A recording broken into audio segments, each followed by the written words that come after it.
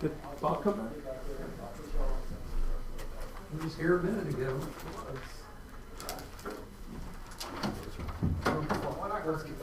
All right, let me pray and then we'll get going here.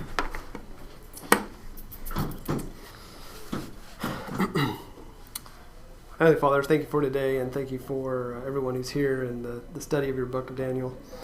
Just be with us tonight. Give us the wisdom that we need to discuss the importance of this book and how it's so applicable to us today. In Jesus' name, amen. All right. So tonight is where we're going to continue about the statue, the very large statue that had so much meaning and significance, and depending on well, what church you grew up in or what philosophy you came from will depend on what the parts and pieces of the statue meant. Some people have looked at this statue as the four nations, the nations of Babylon, Persia, Rome, and then Greece, and others have looked at it as the four kingdoms of Babylon up until the Persian reign. That's probably the weaker argument based on what I've seen, but it's something that we'll probably talk a little bit more about here in a little bit. But we're going to start here in verse 36 and probably go through, well, I'm going to read 36 through 38. We'll talk about that, and then I'll have you guys read some more of it here in a little bit. This was the dream. Now we will tell its interpretation before the king. You, O king, are the king of kings, to whom the God of heaven has given the kingdom, the power, the strength, and the glory. And wherever the sons of men dwell, or the beasts of the field, or the birds of the sky, he has given them into your hand and has caused you to rule over them all. You are the head of gold. So, of course, we start here. Do you have your pass, your hall pass, sir? I have the answers. Yes. Okay. So they're claiming here that Nebuchadnezzar is the gold, or Babylon is the gold, the golden part or the head. I've got a fun kind of depiction of this here, some people's viewpoints. If you went and did a search for Nebuchadnezzar's dream and the statue and related to that, you'll get several thousand, if not millions, of different images of Nebuchadnezzar, of this statue. Most of them are pretty consistent. They're all consistent, of course, with the metals that are being used. The inconsistency typically comes with either being, like I said, the four nations or the four kingdoms of Babylon. And then the feet of iron and clay, which is the fifth one here, that is probably having the most sort of disagreements, probably not the best word, but, well, it could be. People don't, not all people agree with what that is. We'll talk about that here in a second, though. But this interpretation here is the divided nations of Europe from 476 AD to this time period. Like I said, we'll get a little bit more here in a second. So we get a kind of an outline is through this, actually starting here in verses 36 all the way through 45 through the description here of the interpretation of the dream. When Daniel talks here in 37, you, O king, are the king of kings, he's starting to kind of set Nebuchadnezzar up to a point. But at the same time, he's going to intersperse God into this. So you are the king of kings. You, O king, are the king of kings, to whom the God, you guys probably have the capitalized version of God, I would assume, most likely it was Yahweh, of heaven has given the kingdom, the power, the strength, and the glory. So God has given this to you.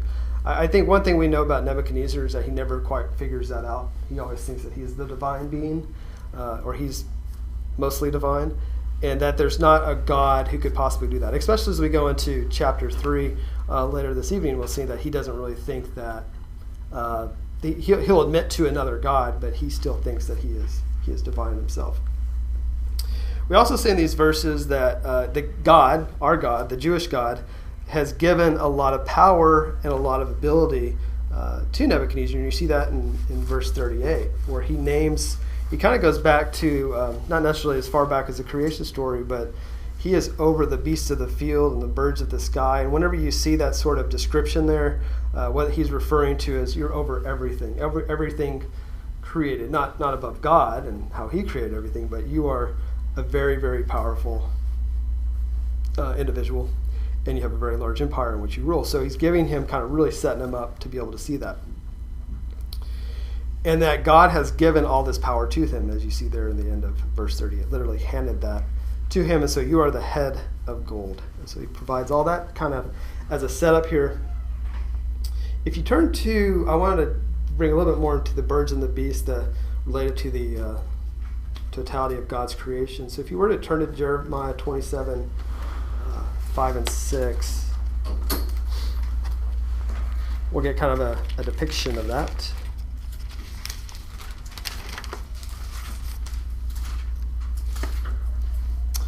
Where it says, I have made, this is the nations to submit to Nebuchadnezzar, is the title of this. I have made the earth, the men and the beast, which are on the face of the earth, my great power, and by my outstretched arm, and I will give it to the one who is pleasing in my sight. Now I have given all these lands into the land of Nebuchadnezzar of Babylon, my servant, and I have given him also the wild animals of the field to serve him. As we know, during this time, Jeremiah was a contemporary of Daniel.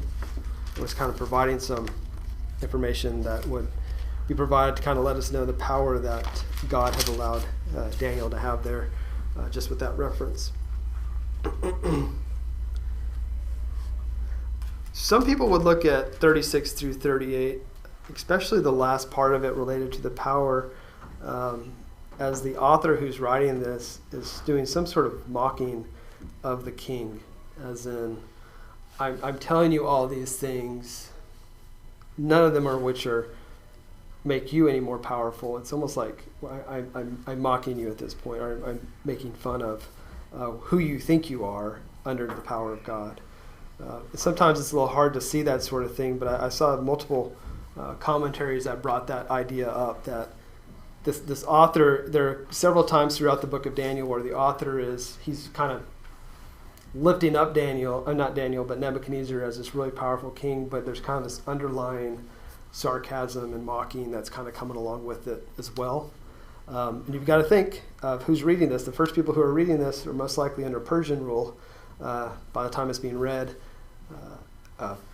widely.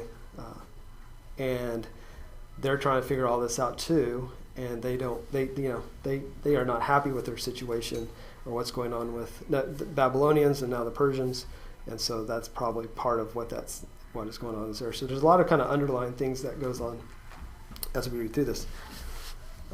Let's talk about some of the other kingdoms. So we know about the head of gold, which is Babylon, which ended about, I'm not sure if I really fully agree if it's 539, but it was within that range. But as we go into verse 39, it says, after you there will rise another kingdom inferior to you, then another third kingdom of bronze, which will rule over all the earth. So he kind of blows through Medo-Persia and Greece in one verse. And then he jumps into Rome and spends a little bit of time in there in the next 4 verses. Then there will be a fourth kingdom as strong as iron, as much as iron crushes and shatters all things. So like iron that breaks in pieces, it will crush and break all these in pieces. In that you saw the feet and toes partly of potter's clay and partly of iron. It will be a divided kingdom, but it will have in it the toughness of iron, inasmuch as you saw the iron mixed with common clay. As the toes of the feet were partly of iron and partly of pottery, so some of the kingdom will be strong and part of it will be brittle. And in that you saw the iron mixed with common clay, they will combine with one another, in the seed of men, but they will not adhere to one another, even as iron does not combine with pottery. So when you look through those, first of all, why he blows through 39 with the Persians and the Greeks, there's not a lot of explanation on that. I don't think that's the key point of what he's trying to make here. I'm not sure if you guys, I know everyone in here has looked at this in some capacity. Has anyone seen anything related to why there's not a lot of talk of our brass and arms and chest and all that? The Medes, Persians, and the Greeks? It's probably because it's not the core piece of the story. What he's trying to communicate here. Is that I think that's your thought here? That's, yeah. I mean, I don't think the author just thought, "Well, skip it," or it got lost along the way. I think what we really care about is Babylon, and then eventually what God coming in and what He'll be doing. So iron is very significant there in verse 40. When he starts talking about iron, the people of Israel, or the Jewish people, were very familiar with iron. They had fought many battles without iron along the way. There's a scripture, if you went to 1 Samuel 13, where David is at a disadvantage when he's fighting a group because they have iron and he does not. So when you see iron, it's always an image of power and strength and strong armies. And so that's what we see here with this fourth kingdom. And we knew if it truly being Rome, we knew Rome was a very powerful army. What are your thoughts on? So I brought up earlier that we have the four nations here. Has anyone heard the other one of it possibly being the four kingdoms of Babylon? So Nebuchadnezzar. No. I think that's been disproved. You think so? Yeah. Yeah, because like I said, it's probably the weaker argument that I've seen, but it's still out there. But so no historical fact. What's that? There's no historical fact. Yeah, I think it's probably relevant for that society. When I was thinking through that, the area that I saw the argument was from was related to calling Nebuchadnezzar himself the head of gold, and people taking that, well, if he's the head of gold, then the following three kings are the other ones, and they get weaker and weaker as it goes.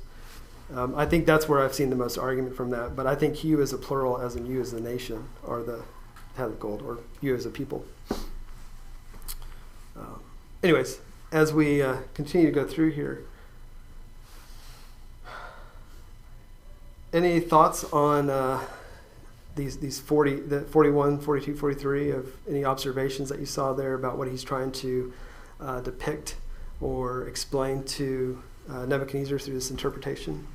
I think it's a little weird that he's like, this kingdom's inferior, this one will be greater, this one, like there's kind of a comparison within, which could be part of this sort of sarcastic because it's all going to end one way. Mm-hmm. Also, a little bit like pumping him up a little bit because he's about to deal this blow. And I mean, the king's already threatened to kill everybody for not being able to tell him about it. And right. So then to be like, okay, well now I can interpret it and it's not good for you. So I don't know, but it is kind of interesting to me that within the dream, it's like this is inferior. This is going to be a greater nation, and he starts kind of outlining that for him. Yeah. No, I think that's a key part of that, what he's talking about here. Any other thoughts? There's some other symbolism, but I just want to hear you guys' thoughts. The historical fact about the iron and clay, yeah, and the history of Rome. Mm-hmm.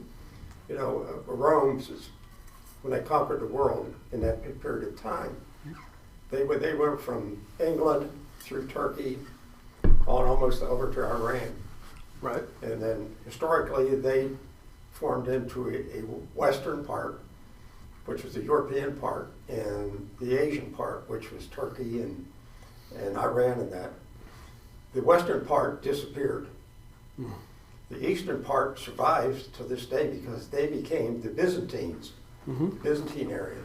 And out of that Byzantine area come the Roman Catholic Church. Right. So there's ties from way back then until today. Oh yeah, absolutely. The Roman Catholic Church. Yeah, no, Byzantine. I've seen. Yeah, no, I've seen that with the Romans. You know, one thing that I'm curious if you guys have seen this mix of clay and iron, or pottery and iron, depending on your depiction. Some would say they married in with. This is probably about the time of Alexander the Great, and with everything that he was doing. The Roman people were starting to become possibly weaker because they were marrying into other nations and marrying into what some would refer to as weaker nations, which could be part of that as well. So A lot of this is political marriages. You guys remember going back what Jeremy was talking about with Solomon this last weekend. All the political marriages made Solomon pretty weak at the end of the day. And we're getting a similar sort of story here where the Romans, as they start doing their political marriages, and I mean, you see that through time. Up until this day, there's still political marriages. Political or not, 700 of them would kind of tire anybody out. Well, yeah. Well, right. Yeah, very true. So you have that going on. Yeah, absolutely. But you just got to think that. So I'm not sure if you guys. Well, I don't think I've never mentioned this before, but my undergraduate degree is in international affairs, and so to look at all the politics going on during this time period, it's not mentioned a lot in Scripture, but you get pieces and parts of it to kind of see how all the politics are playing in and why different things are happening at different times, and these nations that are all part of it. And we don't hear about Egypt during this time, but they were kind of a thorn in Babylon's side. They were a thorn in Persian's side. And even when we're reading Nehemiah this week, part of what Nehemiah was, or actually Darius and Cyrus were dealing with, were the Egyptians either trying to ally with the Jewish people or trying to find their own way to destroy the Persians. And just all this kind of back and forth political upheaval that's going on that you don't really ever, we don't ever see a lot until you start really digging deep into the historical text of that time. So just some interesting stuff there. So I find that sort of thing just very, very interesting. Let's go here, and if someone wants to read the rest of this chapter, we'll discuss that. So 44 through 49.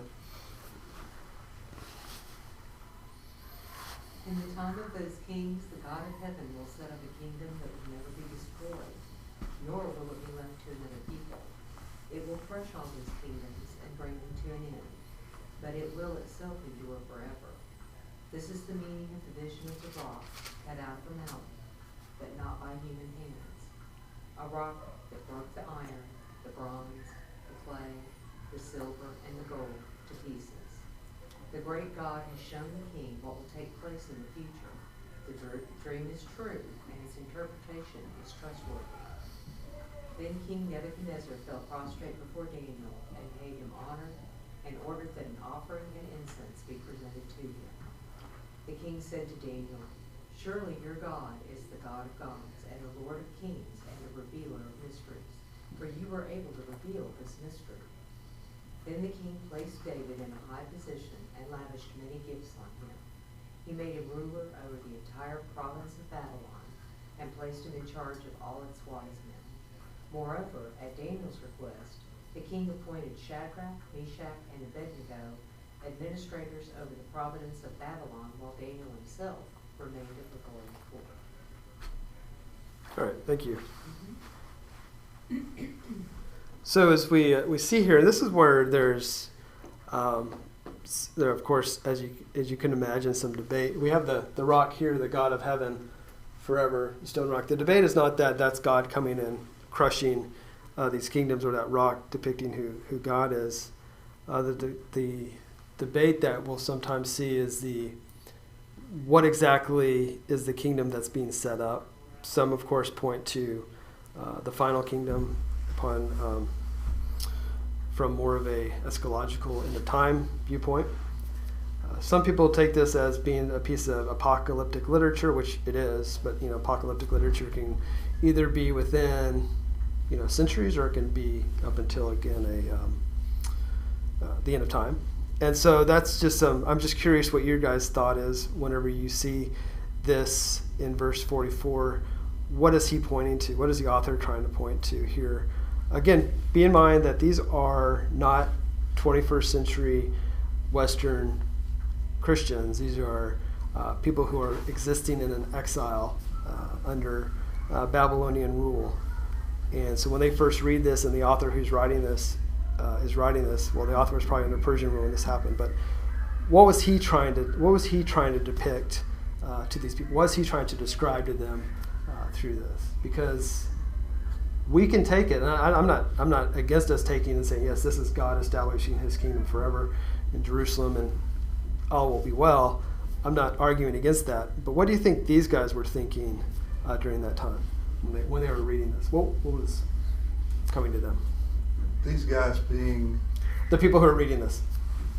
The first group of people who had either heard it or read well, I it. think it could probably be the millennium. Well, yes, Christ is the millennium. Okay, so this is pointing toward messianic Yeah.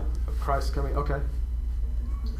Well, I'm poisoned because I'm really expressing what I see into it rather than what I Yeah. think they see into it. Right. No, I understand. That's why I want. That's the hard part, right? Is Yeah, we separate can those two. try to put our viewpoint in from several Yeah. thousand years later.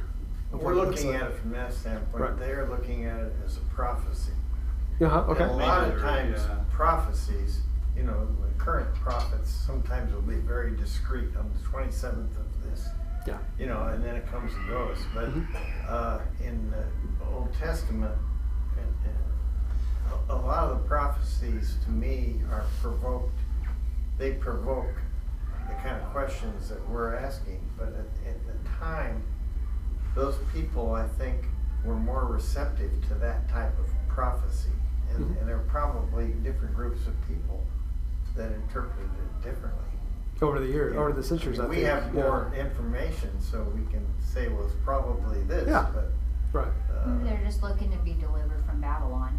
That's Correct. part of it too. I think there is that piece of it. There's a thread of hope that runs through this too. That Yeah, I that think we've seen. that they Go were ahead. thinking they would receive justification. I think that they were thinking the same thing that the disciples were thinking about Jesus before he was crucified.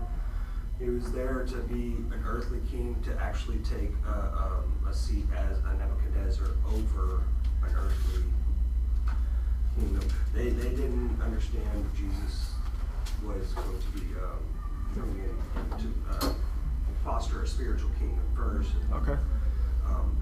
They probably were looking at it like they were God's chosen people. Mhm. God was going to come and be the ruler over the earth, and they were going to get a special place in it. So it's a messianic perspective to them. Justification. Yeah. Be justified. Okay. But for a king who would deliver them Mhm. from oppression, earthly oppression. Is that's yeah Is that what you said? absolutely yeah. Yeah. No, I think we're all heading in the same direction there. Anything from this side of the room? Thoughts? It amazes me how preoccupied the people then and the people today are with kingdoms of earth. It's like that's all they can comprehend is just earthly kingdoms, and they can't get past that. Mhm. And they're just looking for relief. They're looking for a place where they're not going to be subjugated, but where they're going to find relief. And I don't think they even have the concept that it's God. I think Okay. they just have the concept that it's, their hope is in a kingdom that's going to just relieve us of the oppression that we're under. Yeah, I think that's a big part of what they're looking at too. They're not. I think there's a messianic point. I think there's an eschatological point, but I also think we just want to get out of this. Is there any relief in the future Yeah. that we can get out of this as well? And this God, our God, who we believe in, who we've disobeyed, and now we're in this situation because of this. The stone that you see there in verse 45 kind of is, some people would say, of course, it is Mount Zion. It's not explicit to it, but there are people who say that mountain is Mount Zion, and with Jerusalem and everything is built upon that, and that's what we have, and all the world empires will fall around that, is one take of what you see there in verse 45.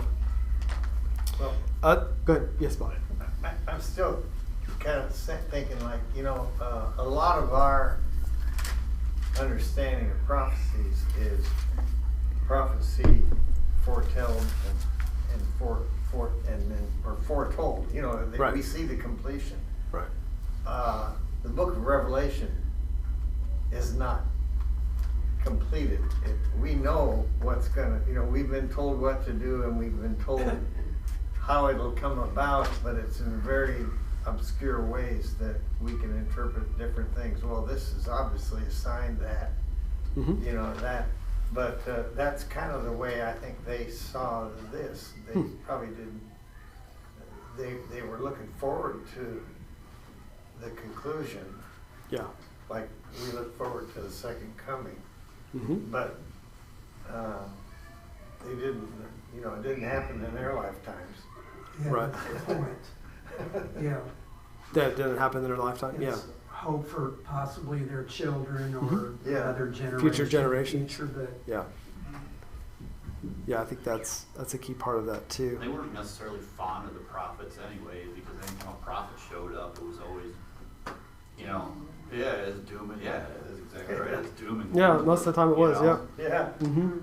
I mean, probably the glaring instance of a prophet actually having a profound effect would have been Jonah, and that wasn't even with Israelites, it was with, the Ninevites. So Right.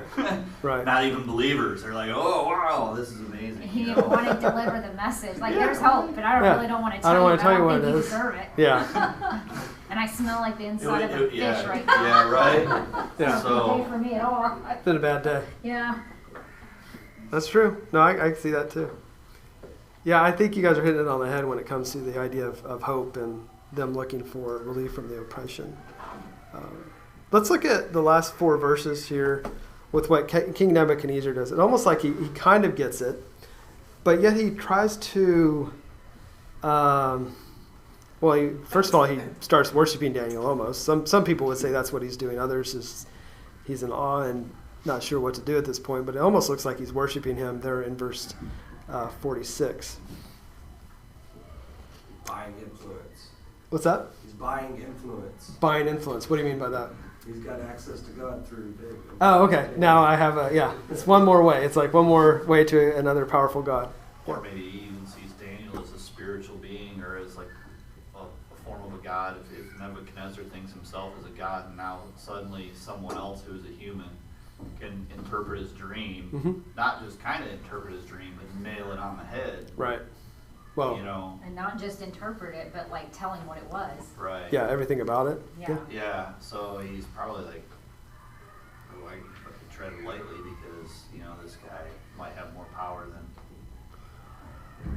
Yeah, no, I think that's a key part of it. I think he forgets that Daniel's God is the one who provided the message, the mystery. We talked about that last week. Provided the insight and the revelation that Daniel on his own cannot do. So King Nebuchadnezzar forgets that at this point. And then there is a response. So he first of all, he bows there in 46, and then he responds to what Daniel said. And he said, your God is a God of gods. So he does not become a monotheist at this point, but he does realize that this is a more powerful God and Lord of kings and revealer of mysteries. The mysteries, again, is that revelation that we talked about last week. And this is the first time that Nebuchadnezzar refers to it as a mystery. This revelation that only a God such as your God could be able to What does provide. Lord mean? Hmm? Lord of kings. I don't have that. that's what mine says. Truly your God is God of gods and the Lord of kings. The NIV says. Yeah.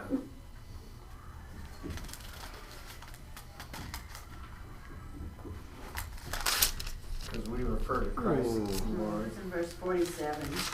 Yeah. Yeah, let's see if I have it in this one.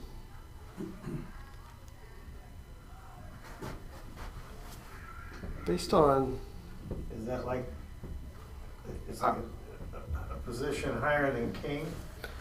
well, the way it looks like here, what I have here is that it's just another way of saying, you could have said God of gods and God of kings.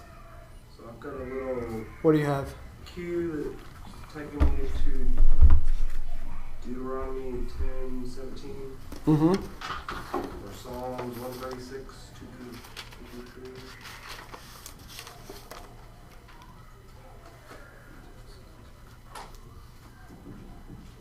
Deuteronomy 10, what? 10:17.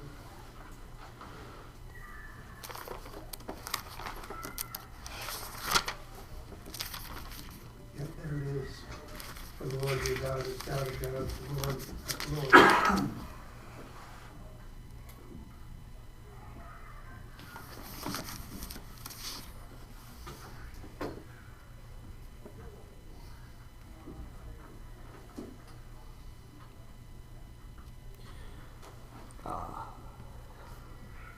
Yeah, I would take it as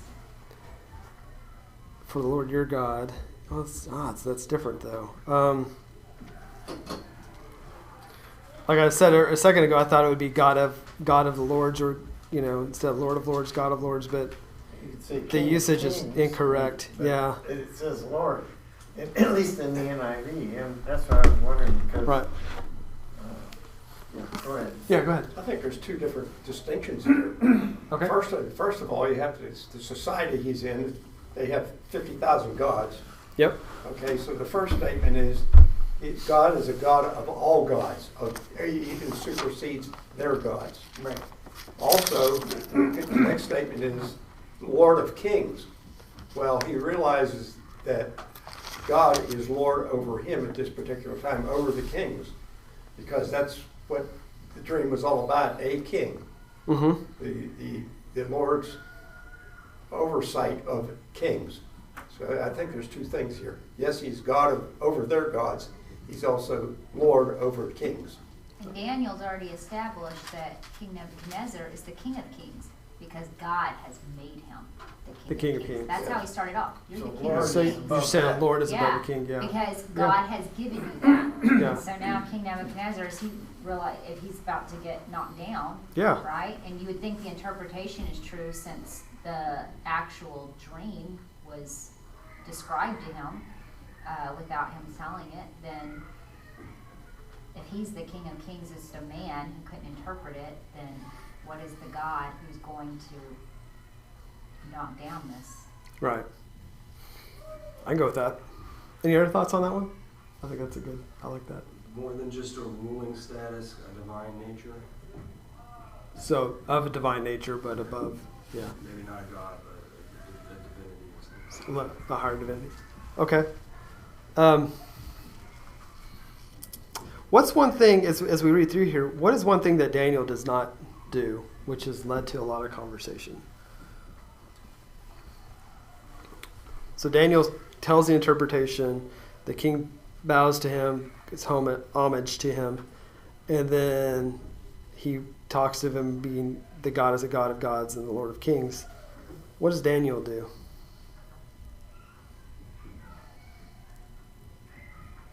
He thanks Shadrach, Meshach. He takes the appointment and then appoints Shadrach, Meshach, and Abednego. Before that point. So he doesn't. There's something that he does not do that has caused many people would tell him to stop worshiping him. Right. He doesn't say anything to the Yeah. king.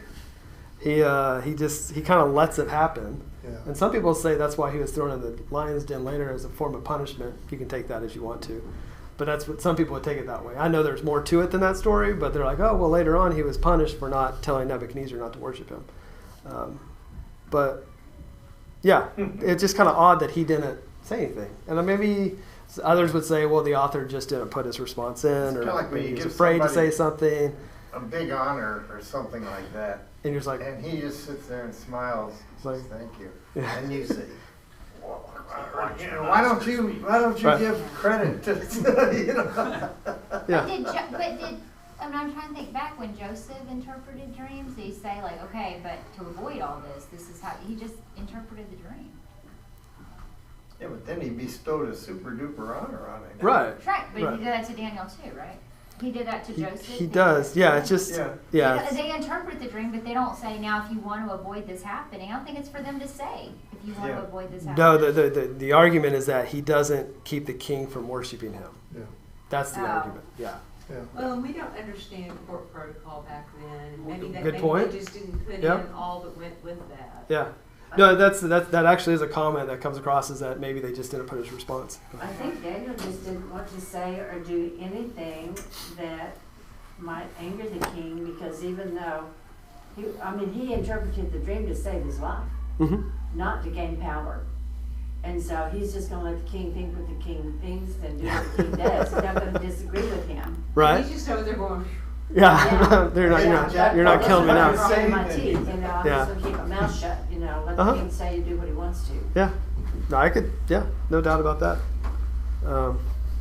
You wonder sometimes how long it took for him to be promoted.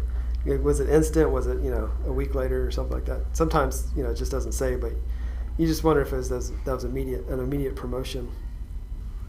there. But he gets an extreme promotion, and so do his three friends based on his request. I would say that Yeah. maybe in times of enslavement, God allowed the Israelites to plunder the Egyptians as they left. He allowed Solomon to gain riches. He does give favor. He didn't prohibit Daniel from accepting the gifts. I'm not sure if it said it worshipped him. It did pay homage to him. Yeah, that's what I was getting to ask you. Mine just says it fell prostrate. But he did It acknowledge, didn't mention the worship. superiority of Daniel's God and acknowledged where the authority was coming I from. mean, this could have been like, just like a huge relief, all this anxiety he had. Right. Then he heard it, there was this Yeah. relief, and he just collapsed, Well, the reason I say that is the word that he uses there, if it's different here. This one says bowed down with his face to the ground. It's the same usage that we're going to see. Where is it? In 3:3. Let's see. No, make sure I'm there.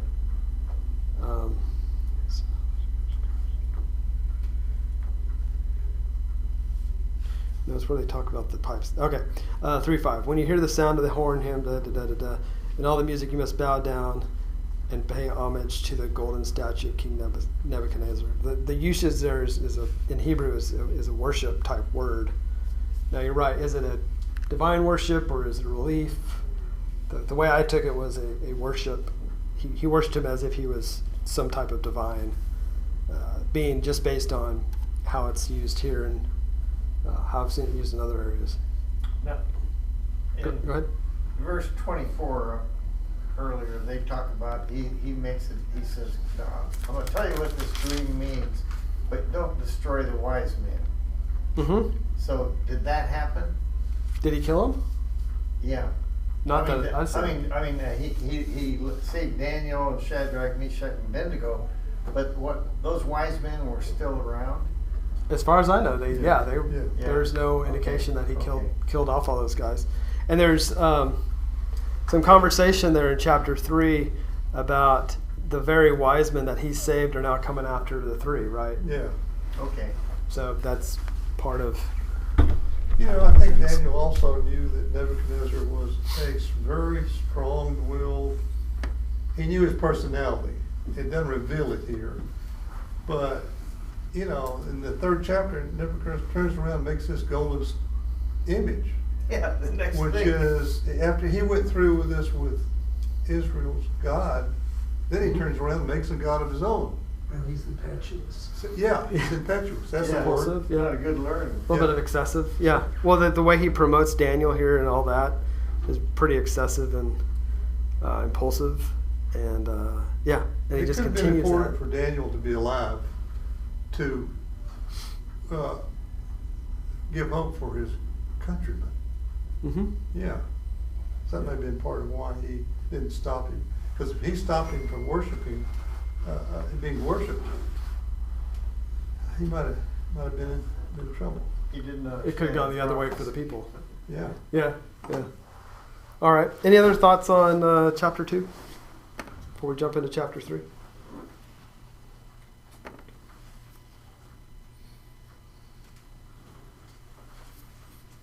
Just a strange thought. Oh, good. God appoints government people, Mhm. magistrates, presidents, whatever. And you just wonder sometimes, how in the world does he promote some of these folks? I know. This guy Nebuchadnezzar, I mean, he was worse than Hitler, and Genghis Khan. I mean, this guy was a murderer. He killed everybody. Mm-hmm. How does God, in His righteousness, promote somebody like that? I just get confused at times. Yeah. It's unbelievable. It's one of those things where it hasn't been, that mystery has not been revealed to us why he does that, kind of that part of it. I don't think we'll ever have an answer at least this side of heaven. I So can think of a number of politicians that I wonder I got how a they few got. local ones right now, right? how they got to this point, right? I don't know. There's so many more. It's so much more complex, I think, than we know.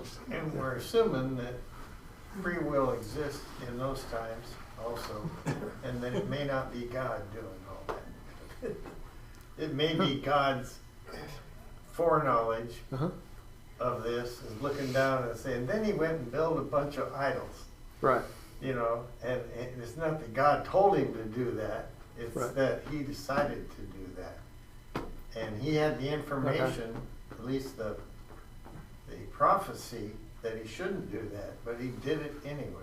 So God placed him there, but through his own will and Yeah. abilities, he's made a lot of bad decisions along the way. Right, he and made just kind of blew those, up. God didn't control every action he did, Okay. you know. Yeah. That's how I look at it. How does everyone else look at that? Once you say Nebuchadnezzar, who's put in place, well, we do see God's hand through this, through some of the prophecy and through some of the story here, as well as we go further back into some of the other prophets.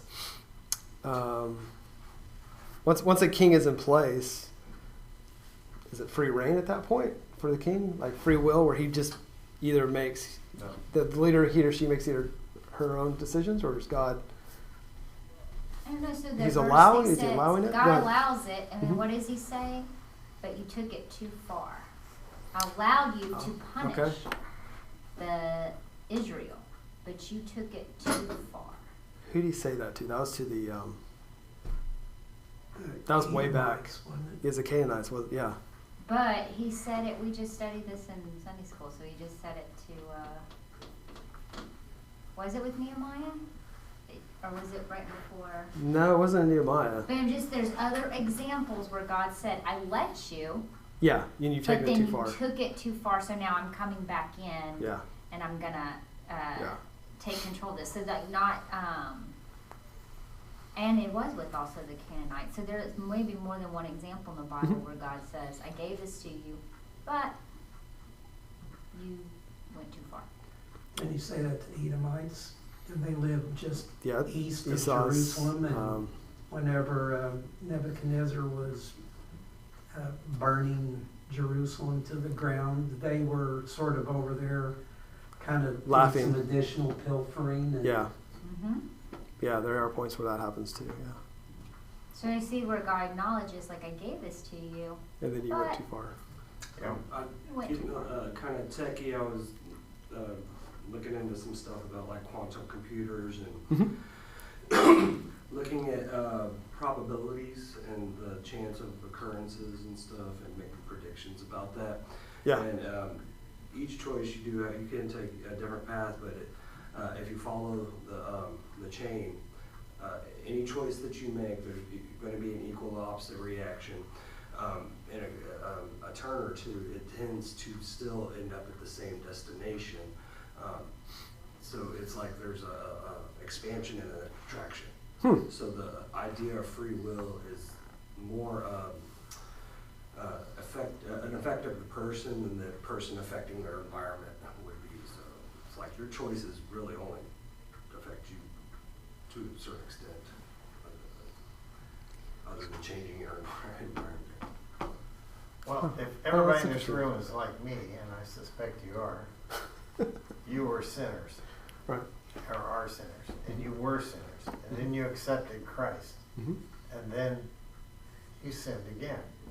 Yep, And so that's the free will I'm talking about. We have a defined path out of that, and we have a commitment and obligations to fulfill.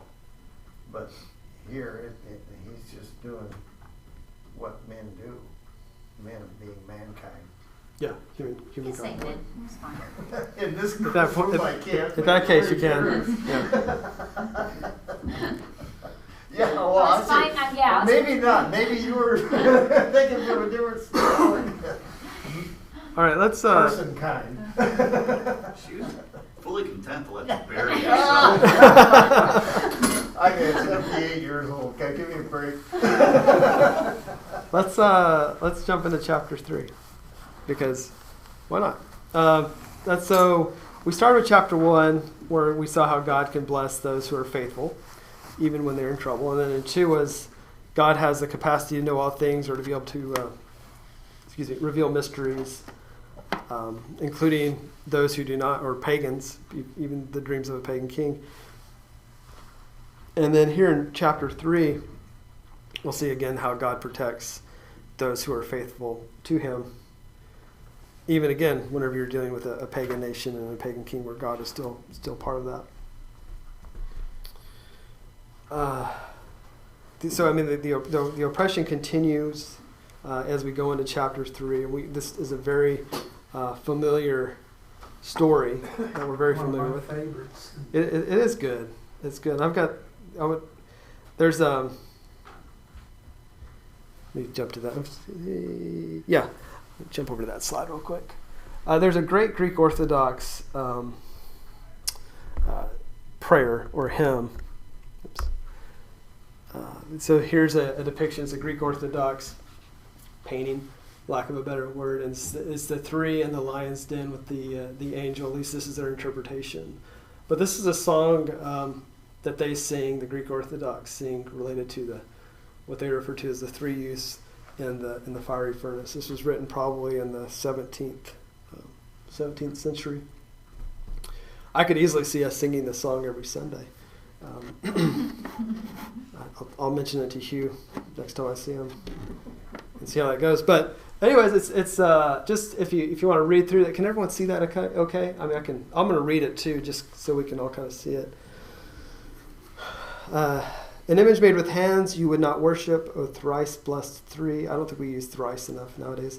But protected by the ineffable essence, you are glorified by your ordeal by fire. From the midst of the devouring flames, you called upon God, crying, "Hasten, O compassionate one, in mercy come to our aid, for if you will, you can."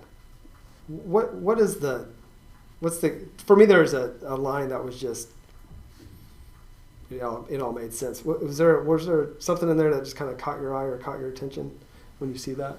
If you will, you can.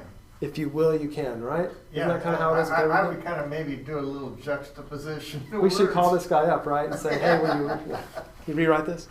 We'll get Watermark or Bethel to come and rewrite it, and they'll do it. But yeah, it's just. I think that will is a different one. Yeah. For if you will.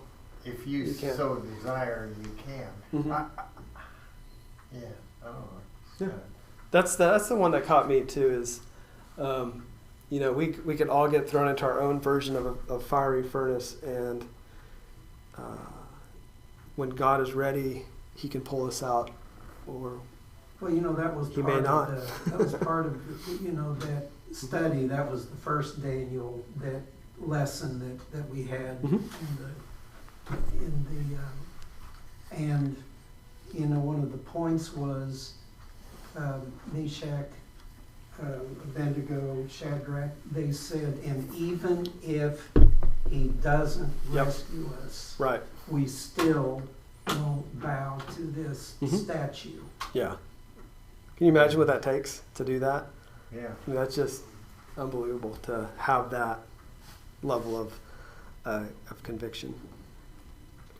All right, let's start reading a little bit into here 3, because I know you guys know this story very well, and I want to hear, of course, your take on some of this, but obviously, but there's some additional details that I think would be very interesting for us to talk about here. This is I would say this is probably one of the chapters that the author really adds a lot of extra details to kind of show the excessiveness of Nebuchadnezzar, as well as his not only his excessiveness of material things, but also his excessiveness of fear and concern that his gods are not powerful enough, and that he's not that powerful when it's all said and done.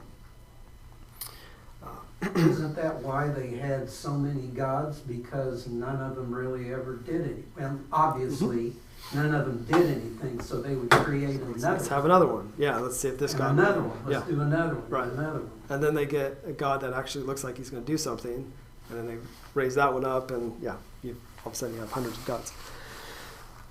Let's see here. First of all, let's just talk about this. So I'm just going to read verse 1, and we'll talk about this a little bit. Nebuchadnezzar the king, and they don't tell us how, one day Daniel and his friends are now really powerful people, and then the next day he makes this statue. It could have been years down the road. Maybe you guys see in your notes the amount of time. I didn't find it, but if you guys do, let me know. Nebuchadnezzar the king made an image of gold, the height of which was 60 cubits, and its width 6 cubits. He set it up on the plain of Dura in the province of Babylon. So it's kind of a stick in the eye of God, is how I looked at this. We just Doesn't had. say what the idol was. I know it doesn't really describe what it is, does it? There's it looked a little like that one we were looking at before. Yeah. I thought that. There's debate did about you it. Make your worst nightmare. Yeah, I mean, it's almost like he Like- created what he'd Yeah. been told not to. It caused him to lose all this sleep. It drove him mad. All this stuff, and did you like turn around and create it in gold? Well, think How about big it. is 60 cubits? What is 90 feet? Is that? So it's like 8 stories tall. I mean, this is no small. Yeah, there's some symbolism to it. Let me see if I remember how that broke down. 9 feet wide. 90 feet tall, yeah, 9 feet wide. So it's, Oh, 9 feet wide. yeah, so it's really kind of odd. So if you're an engineer, you're probably like, huh, how's that going to really work? Oh, yeah, That's but what I it's was 6. thinking. Like a what? Just a- Obelisk. Okay, so no, I thought it said 6. Height was 60 cubits. But you got to think, in chapter 3, he said, you're the head of gold, and now he makes this 90-foot tall, some would say solid gold statue, others would say it's... Yeah. But, so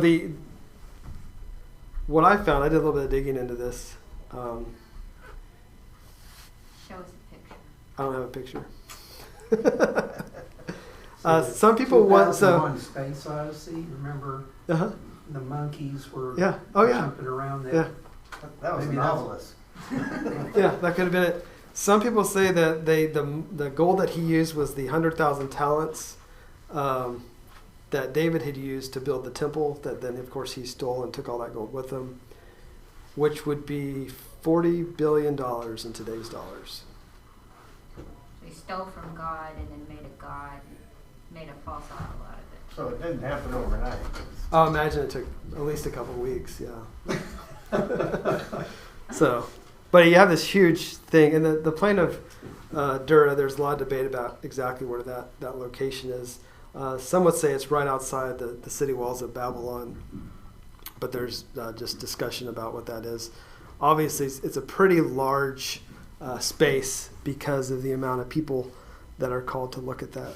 Got an interesting footnote here. It Yeah. says, Nebuchadnezzar probably decked the entire thing in gold to negate the message conveyed by the statue in his dream, where only the head was gold, Mm-hmm. and signaled that the Babylonian Empire would only be temporary. Yep. Yeah, that's in chapter 3 it says you're just the head, and now he's like, okay, yeah, I'll be everything. Yep. Yeah, but he's still disobedient. Yeah, it's still bad. Yeah. This is like the worst game of rock, scissors, paper ever. Yeah, like I'll show you. Iron, Yeah. gold, It Yeah. also said rock from God. there was a revolt against him 10 years into his reign, and this loyalty test could have been after the revolt. Is when it Mhm. was required. Yeah, I've seen some talk. Let's go into that. Let's talk about that a little bit more. So as we go into 2 and 3. So the Nebuchadnezzar, the king, sent word to assemble the satraps, the prefects, and the governors, the counselors, the treasurers, the judges, the magistrates, and all the rulers of the provinces to come to the dedication of the image that Nebuchadnezzar the king had set up. Just imagine the amount of people that are starting to show up, and about how they have all these titles. And so again, it's kind of, well, the satraps weren't doing their jobs. Let's bring in the governors. Let's bring in all these other people. Then Congress. yeah. Then the satraps, the prefects, Do the same thing. Puffing around. Yeah. yeah. And the counselors, the treasurers, the judges, the magistrates, and all the rulers of the provinces were assembled for the dedication of the image that Nebuchadnezzar the king had set up, and they stood before the image that Nebuchadnezzar had set up. A lot of repetition here. Why do you think there's repetition?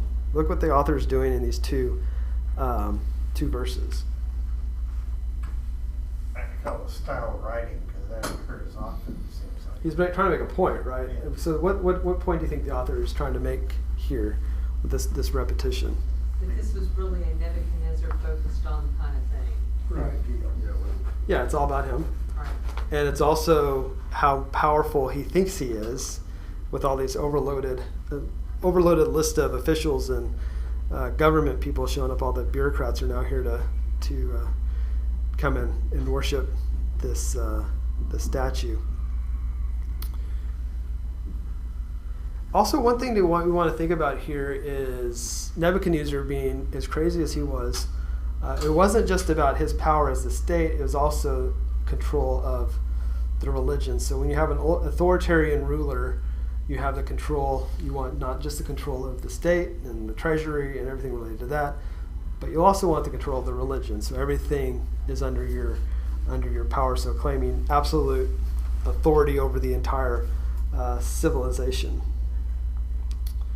When Nebuchadnezzar acknowledges God or gods, he doesn't acknowledge them because they're gods, as in their own right. He acknowledges them because they're gods that he believes would be under his own power and his own influence.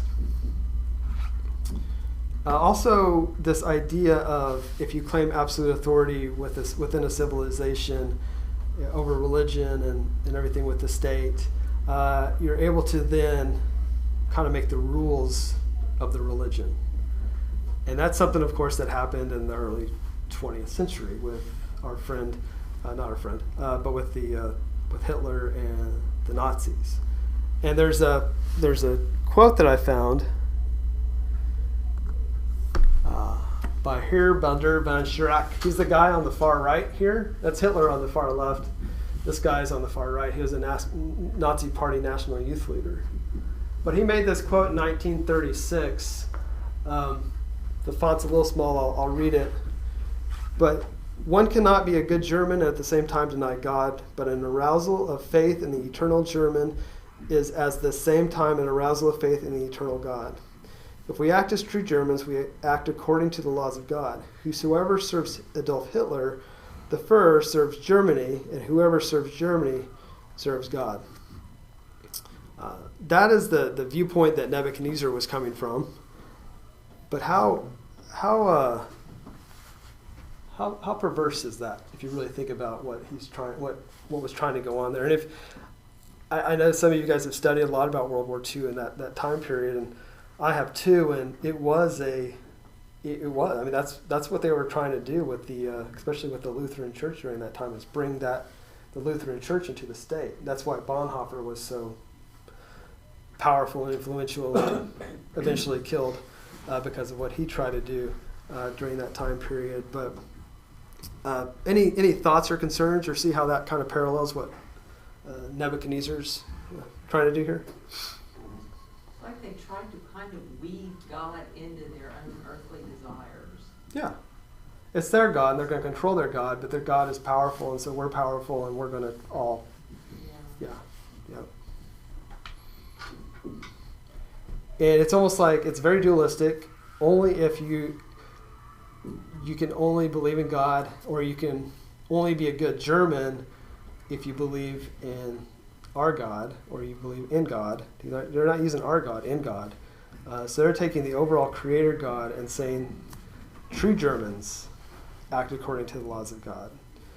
And what they're trying to set apart, of course, is that if you're not a true German, of course, what they would do is they would go and kill you. And the same thing would happen with Nebuchadnezzar. If you don't bow to the statue, you're not a true Babylonian, and so we're going to kill you. And that's what our three friends are about to face with when they don't bow down to that image. The more I study what happened with World War II and with Hitler and how he tried to influence the Lutheran Church and everything related to that, I just see a lot of parallels with oppressive dictators and their tie-in with the state and religion, and with a lot of what we see in with Nebuchadnezzar here, but in also other Old Testament texts, and how they try to pull all that power in together with themselves, for themselves, actually. Just a quick statement. Yes, sir.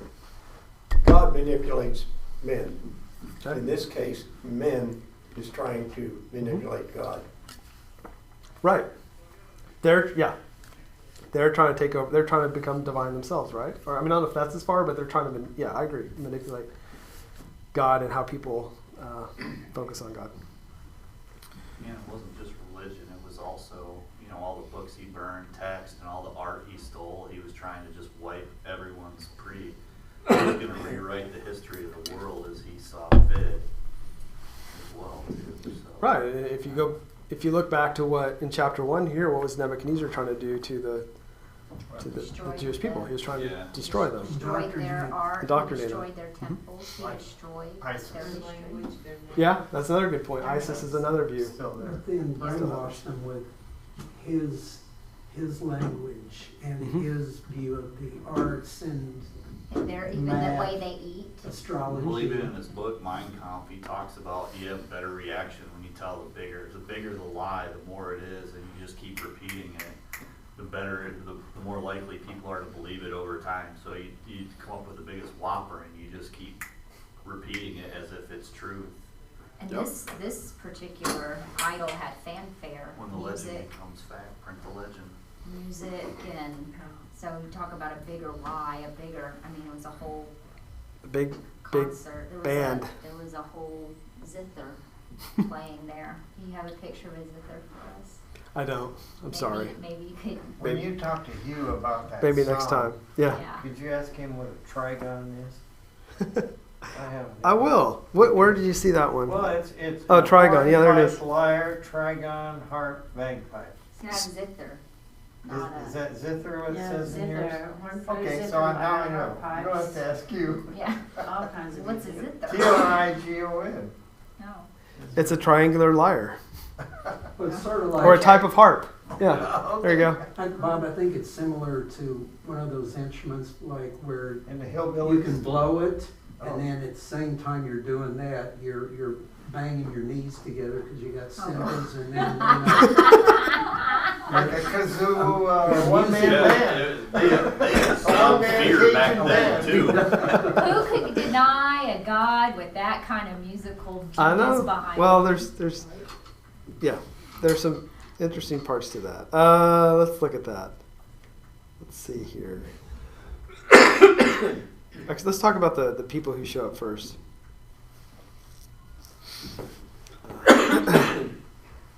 So there in verse 3, count the amount of people who show up to this. So we have the satraps, the prefects, the governors, the counselors, the treasurers, the judges, and the magistrates. and all the other. Right, but we get what? We get 7. Those in order of importance. So do you want to be a satrap over a prefect? Yeah, my footnote says we don't know what all the positions are, but they are in order of importance. Yeah. Well, there you go. So the satrap is when Daniel became a satrap, right? He made him like Nehemiah was- ruler of. He put him in a high position and made him ruler of the entire province of Babylon, So he's a chief prefect, so he's number 2. and placed him Okay. in charge of Yeah. all of its wise men. And that seems higher than a satrap. My only experience is that in my favorite movie, Casablanca, they had to get the prefect to sign the order Oh, yeah. to get you through all the Yeah, that's all true. the mismatches. That's true. Whoever the prefect was, and that. I got the treasurers are right under the judges. I'm like, yeah, that's still there like that today. You think like that? The treasurers, the judges? I think, one pays for the, yeah. So some would take this as some symbolism. Not the, and all the rulers of the provinces, but the 7 official groups named before that, being 7. Some people have taken that as the entirety of this, the population, the Babylonian population were there. So not only these officials, but everyone else too came. Take that as you will, but that was I saw a couple, when I was doing some additional reading on this, saw some people who would take it as that way, that the author is trying to provide some symbolism, just kind of showing the amount of people who this covered. It wasn't just Babylonians, but it was all the other people they had conquered. Well, these as are the well. people on the org chart, on the Mandasharial org chart. Right. But it's, expanding beyond Those were the that too. important people. Right. It's like the house of, it's like the, what do you call it, the State of the Union, where you get all the people in. Wasn't one that big fun house. this year? I just Yeah. really. Yeah. Yeah. You know, they're there because it's puffery and you need to be there, and you get a little more attention if you don't go, but it's nothing to do with the issue at hand. Right. Yeah, it's a big show. Just a big show. I bet no one tore his speech up. Probably not. Probably not. That was wow. Nebuchadnezzar was a socialist then, right? If everyone worked for the government. I don't think he'd probably say more of a communist or a despot. We're going way off task, but Yeah. We're having fun though, aren't we? yeah, no, it's great. You brought the Nazis into it. Well, it's true. Yeah. We talked about Nehemiah this last week. I was going to say Nehemiah was a governor, so where does that put him on this org chart? 3 down. So Seems to Just me give you like a point of reference. Nebuchadnezzar had a little bit of an identity crisis there because he wanted to be the most powerful. He considered himself the most powerful, but he was confused about his own identity. So he gave it to Daniel for a moment, and then he realized what he did. He's like, oh no, I gotta take it back. And so he makes his own, and he's like back and forth out of confusion because he doesn't really understand who he is. I think that well, there's a lot of that because he'll wants to just be give the stuff most away. powerful, but- Yeah. Then he has all these people. There are times that he realizes he's not, but then he tries to grab it back by building a bigger statue that he created. Right. He didn't create the one in the dreams, so Right. he didn't have power over that one. Right. So he had to create one he had power over Yeah. to make No. him more important. Yeah, I can see that. Yeah. What about the symbolism of this being just showing all these people showing up shows his ultimate power and rule, or at least what his perception of all his ultimate If it was rulingness of the all people. of the people, why didn't Daniel end up in the furnace? So some people say he left. I've read some commentaries on that he kind of skipped town and didn't show up for this event. I'm just saying that some people have all their sort of theories. What do you have? Out that way. What's that? Here there's- Just never went out there. I've got things to do. I'm good. I'm good. I got a memo to write. Well, that Yeah. says that he stayed in the king's court, but why was he allowed to stay in the king's court? I think Nebuchadnezzar would probably be embarrassed to show Right. a statue that Yeah. was kind of mocking the Yeah. description that Daniel had given him. I don't know. It's I saw a couple people debating that one. Let's see, verse 4. Let's go. Then the herald loudly proclaimed, to you the command is given, O people, nations, and men of every language. Okay, you guys know what he's referring to here, right?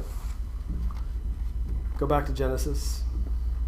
To Babel, Babel, the Tower of Babel. What happened to the Tower of Babel? fell, the people scattered, and they Scattered. different- And what's happening here? all of it. They're all coming back. Uniting 'em. They're all coming back. That's one take of it, but that's just showing that all these people from all over are now coming back, and everyone is required to do it. So those who had now been dispersed back in Genesis, now all are to come back. And hear all these wonderful instruments, most of them which are not Jewish, and some didn't even really exist during the Babylonian, but more of the Persian. Some of them are actually Persian instruments. I think the only one, and you guys may have this in your notes, the only one that was actually a Jewish instrument was the horn, or a variation of the horn. You notice that verses 5 and 7 repeat themselves. Yeah, that's what my note says. All the instruments but one, the horn, are not found anywhere else in the Hebrew Bible. Some would say they're loan words from the Persians and from the Greeks for these other instruments. So right now, go ahead and go through all the scripture that you can possibly remember and see if you ever heard of a bagpipe in another piece of scripture. I think a bagpipe may also be a whistle.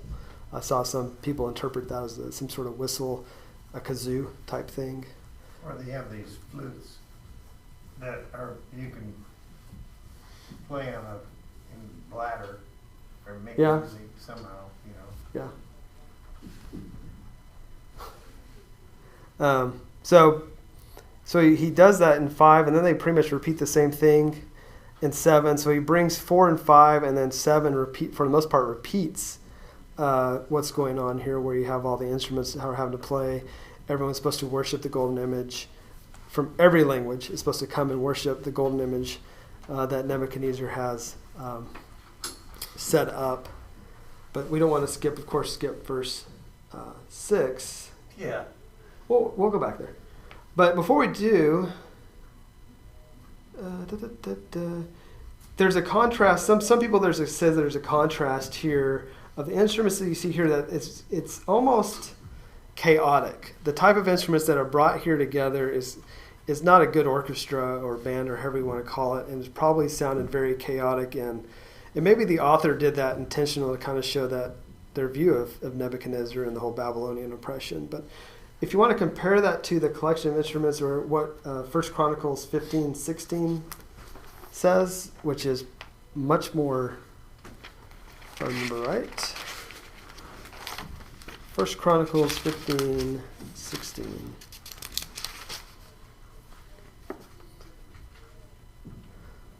David spoke to the chiefs of the Levites to appoint their relatives, the singers with instruments of music, harps, lyres, loud-sounding cymbals, to raise sounds of joy. So you could probably contrast what David was witnessing and living through, of more sort of a true worship type music to God, to this more chaotic experience of these instruments that you see here that the author lists. And the walls of Jericho came down. It was yelling, but was it horns? Yeah, Yelling. it was horns. Horns, yeah. Mm-hmm. Or, kazoos, I think. Nobody Those horns. fluted it down. No. Is that how the song goes? Trumpet blast. It's a trumpet blast. Yeah. Is this what they use to accompany their worship? Which this? All these. See, I think what the author is doing here, based on what I've been seeing, is that this is a mixture of instruments to make it sound like this kind of chaotic experience, not a real worship experience, like what I was reading in Chronicles, where that felt like a real worship experience, kind of like what we're kind of used to. This was more of a kind of a Sort of something thrown together. unfortunate grouping, of instruments that probably sounded really bad. And I think that's what the author is trying to depict here. It's kind of the Elvis Presley syndrome, a whole lot of money but not much taste. So they threw a lot of money at it. Okay. Well, taste is kind of It's relative. what you think is good taste, bad taste. I went to a Messianic Jewish church down in Freeport on the beach there one time, and they had it was a Christian message, but it was Messianic. But they had people running around the auditorium with streamers and stuff like that, and they were playing the shofar, and it was kind of unusual. And I see similar things in El Salvador and in Ecuador and in Mexico to some degrees, where they have a lot of different types of music that we're not comfortable with. And I won't call it bad taste, because it's their style of worship, but it's in all those cases it's basically a Christian worship, and Right. in some ways it's more relevant to the ancient Jewish people than we are, because we've Right. you know, No, We I should bring the hymns back. I agree, but I see your point. But I think again, what the author is trying to say is this was not a nice sounding experience. It was not a no. good worshipful experience. Well, let's go back to verse 6 here. We get a preview of what our three friends are about to face, and we also see how crazy that Nebuchadnezzar is. This furnace of blazing fire. How quickly they'll be cast into it without any questions asked. We see that coming here based on how that's talked about. You guys, I don't know, you maybe have looked into this before, but my understanding is probably made out of metal. It's probably shaped like a beehive.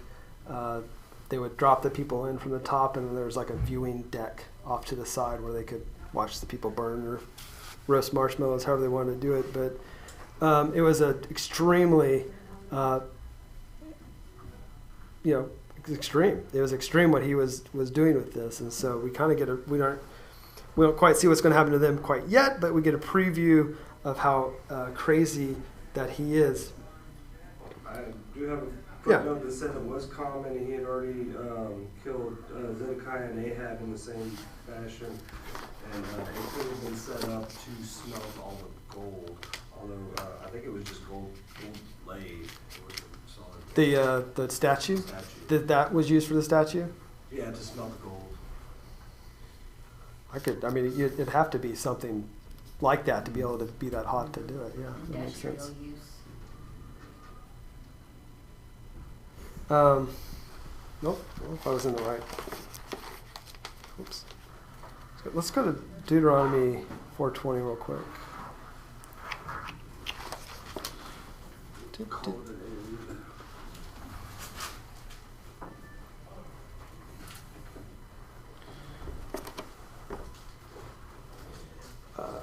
Some people would look at the fiery furnace as similar to the furnace of Egypt that the people of Israel were coming out of.